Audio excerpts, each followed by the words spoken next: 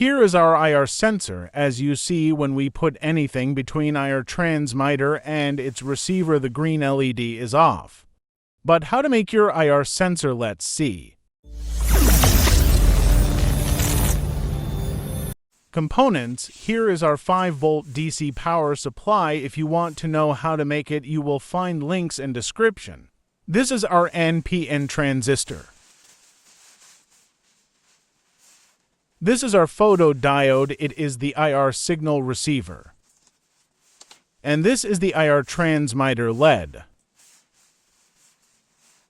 We will use green LED and some resistances, as you see.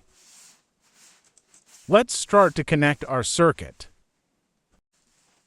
First, we will put our NPN transistor. After that, we will connect the infrared LED, the cathode to the negative terminal of power supply and emitter, as you see in circuit.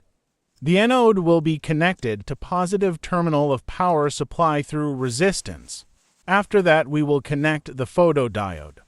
We will connect the collector terminal of diode to the base terminal of transistor.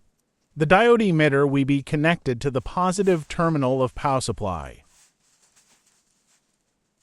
Now we will connect our green LED. We will connect the cathode of it to transistor collector through resistance, as you see in circuit. The anode will be connected to positive terminal of power supply.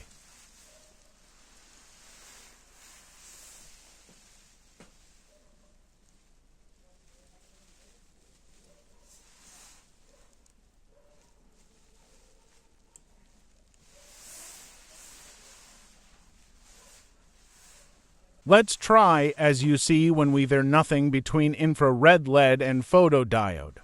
The diode will connect the voltage to transistor base and the LED will open.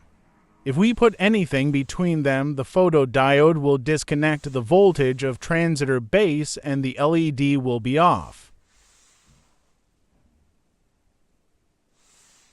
Thank you for watching, and do not forget to like, share, and subscribe.